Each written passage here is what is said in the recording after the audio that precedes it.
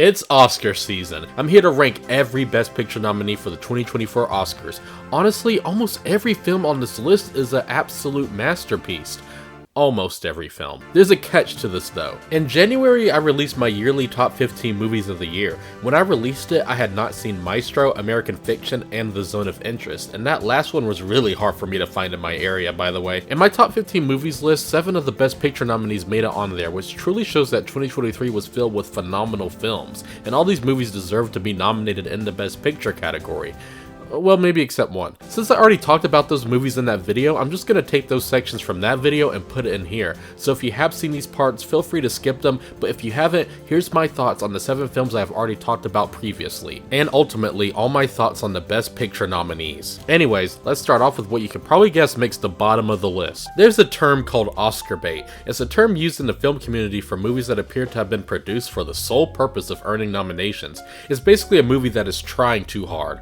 Maestro is more Oscar bait than The Whale. Yep, yeah, I said it. The Whale was not good, it's just Oscar bait. Brendan Fraser was the best actor of the year, but the movie is not all that, people. But I'd rather watch that than Maestro. Maestro tells the story of one of history's greatest composers, Leonard Bernstein and his wife Felicia. Bradley Cooper plays Leonard, and he is also the director, and he's also one of the producers. I love Bradley Cooper as an actor, especially as a raccoon. He's a powerhouse in a lot of things, but sometimes maybe he can just not talk from time to time. You can tell he studied Leonard Bernstein, all of his ins and outs, his mannerisms, the way he composes his music, and gets lost in the melody he created. There's one scene in the film that truly shows, wow, Bradley is giving it his all, but it also feels kind of pretentious. The movie is shot gracefully and the performances are grand, but the script is what holds this back a lot. The movie is about Leonard's relationship with his wife as he has affairs with men, and it's also about his music. Whenever the movie is shining the spotlight on what he did with his work, it's a knockout. Then when the film shows the cracks of the marriage, it starts off as good as the music aspect of the film, but it starts to go downhill, and by the end it doesn't feel like I truly know Leonard, and I'm pretty sure that's what a biopic is supposed to do. Maybe I didn't feel like I learned about Leonard Bernstein, but it did help me learn that just because it got nominated for Best Picture doesn't make the movie a great film. When Spielberg says that this movie is the best Holocaust movie since his movie, you know the shit is good. Zone of Interest is about Auschwitz commandant Rudolf Höss and his wife Hedwig as they strive to build a dream life for their family in a house and garden beside the camp. My favorite thing about this film is how unsettling and chilling it is, yet it manages to do this without showing any killing or murder of the people in the camp. The family will be in the house getting some cozy sleep, and it's all peaceful, but every now and then you hear the sounds of fire and screams of people who are getting burned right next to them, ruining the imagery that everything is perfectly fine. The movie paints this picture that has you in constant worry that even when nothing important is happening on screen, knowing that that camp is in the background and some horrific shit is happening, it keeps you invested, but it's very unsettling. I also really love how each shot of the movie, the actor and actresses are far away. It helps gain some perspective and makes the cinematography really stand out from the other Best Picture nominees. Zone of Interest is exceptionally haunting, and it makes me want to watch Schindler's List. And that movie is considered one of the best movies of all time. Damn, I really need to do better and start watching more classics. I was originally not going to see Killers of the Flower Moon, but the trailer is one of the best trailers I had ever seen, and it caused me to go see it. I had also never seen a Scorsese film in the theater, so that was long overdue. The set pieces in this film are truly top notch, making it feel like you're watching history unfold in front of your eyes. Leonardo DiCaprio proves himself as a phenomenal actor yet again, but Lily Gladstone really steals the show. Leonardo's character poisons her to keep her weak, and she just looks so sick. She's bedridden for over half of the movie, but her acting in these scenes come across as so natural, like she didn't need any effort. The movie is great from beginning to end, it really is, but Martin, my boy, I don't want this to be as short as your other masterpiece Shark Tale, but also, can't you trim this movie down a little bit? Still though, you're an amazing director, Martin. Keep up the good work. Now, as a black guy myself, I love this one. American Fiction is about a frustrated novelist professor who writes an outlandish satire of stereotypical black books, only for it to be mistaken by the liberal elite for serious literature and published to both high sales and critical praise. This movie is absolutely brilliant when it touches upon the satire element. Jeffrey Wright, who plays Monk, our author, is absolutely charismatic. His books are critically acclaimed, but they don't sell well. But when his mom soon gets diagnosed with Alzheimer's, he starts writing the type of books that people will buy no matter what, even if it has no deep meanings in it, and he does it just to help his family. But this puts him in a very personal dilemma on if he should continue writing what he loves to do, or write stories that only appeal to the masses even though he sees it as shallow work. This is such an interesting story, and it's so well written for it to be Cord Jefferson's directorial debut. The performances are really good, and Sterling K. Brown is an absolute scene stealer in this film. It's 8 in the morning.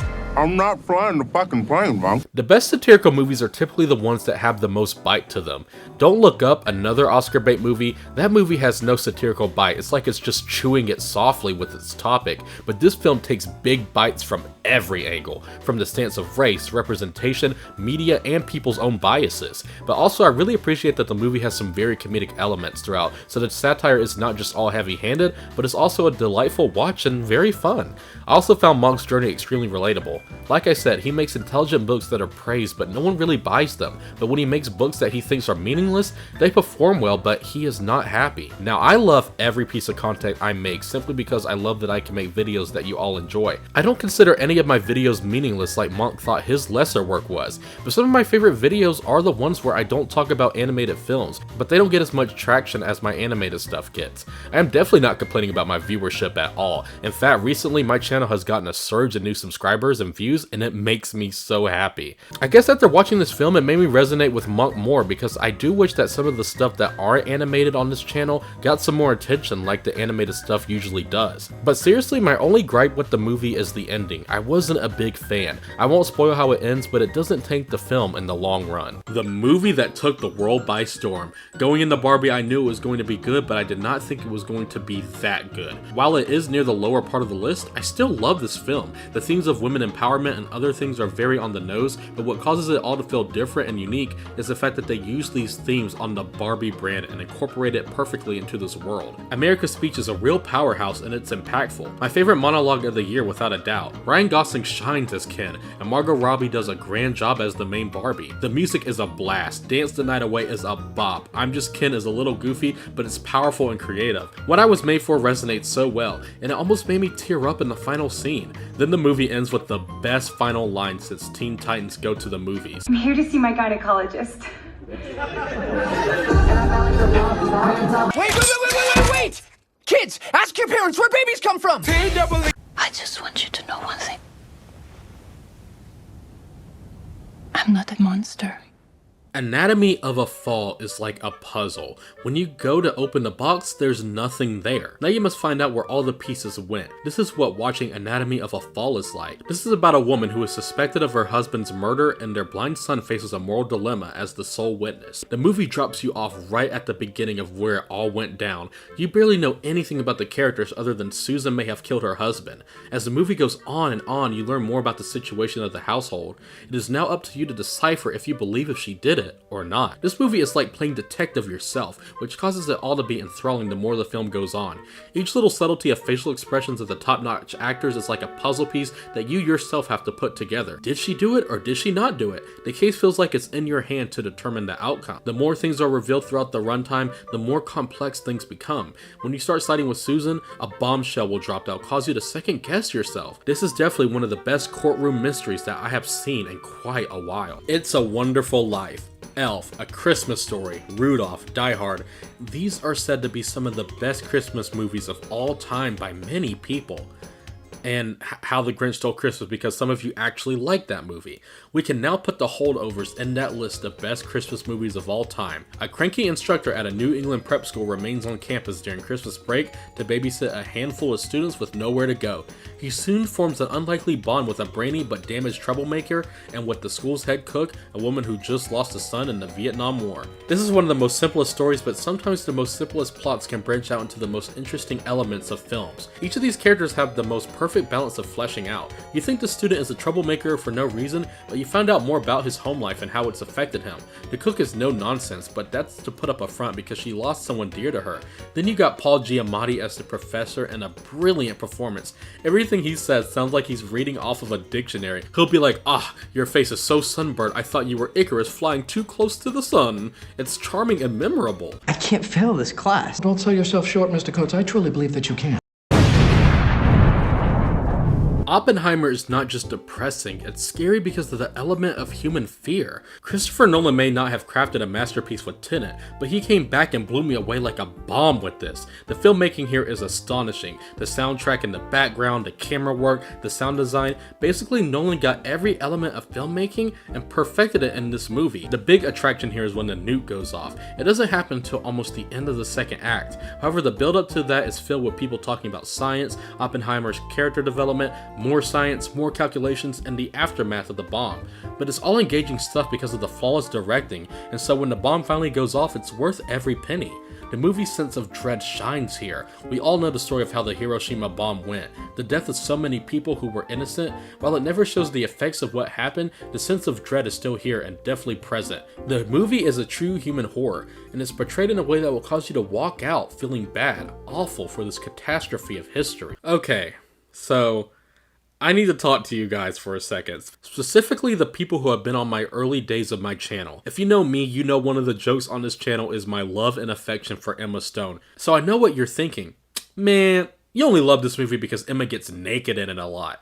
I promise you that's not it at all. This is just actually a masterpiece of a film. Brought back to life by an unorthodox scientist, a young woman runs off with a lawyer on a whirlwind adventure across the continents. Free from the prejudices of her times, she grows steadfast in her purpose to stand for equality and liberation. Emma Stone plays Bella Baxter, the woman brought to life by the scientist. This movie is basically a Frankenstein film, but it weaves into its own creative storyline. Bella starts off as a woman who's babyish. She doesn't know what anything is. It's funny because of the dark comedy element, but it's also genuinely sad. But with each and every scene in the film, she grows smarter as she learns about the harsh world, about life, about pleasure, lots of pleasure if you don't mind me saying. But with every part of the movie as the runtime goes, Emma Stone gives her best performance since La La Land, and honestly it might be my favorite role she's ever done. Bella Baxter is a simple character that starts off so dull in one note, and then she branches out flawlessly as she learns how to speak coherent sentences, learn how to read, walk, and know the importance of life. William Dafoe is great here too, and especially Mark Ruffalo, who keeps getting foiled by Bella. This is one of the best films I have seen in a very long time. Poor Things is hilarious, it's thought-provoking, the music feels eerie but classic, the fish lens angles they use sometimes helps this film stick out, and it puts an interesting twist on the Frankenstein tale. It's undoubtedly a masterpiece. There's a word in Korean, inyeon. It means providence or fate.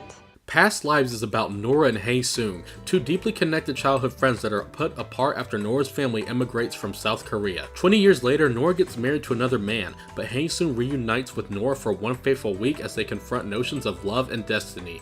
What really sets this apart from romance movies I've seen recently is how hauntingly realistic this film is. The romance in this movie is purely raw and emotional. Not every scene has kissing or crying or anger or all that other stuff you would see in any romance movie. This one is bathed in reality, and that's why it works to perfection. The slow-burning realistic romance is the movie's highest point, and it caused me to be intrigued by every single second. With romance movies nowadays, 8 out of 10 times you can probably predict where it's going to go. For me personally, I had a tough time mapping out the plotline on how this would all end. The cinematography is beautiful, especially whenever Nora and Hae Soon reunite in the city of New York. The camera works in a way that looks like it's not trying too hard to be gorgeous, but it comes off that way anyway. It feels earnest and sincere. Past Lives is a romance story that needed to be told because it's unapologetically realistic, and it's another winner from the studio A24.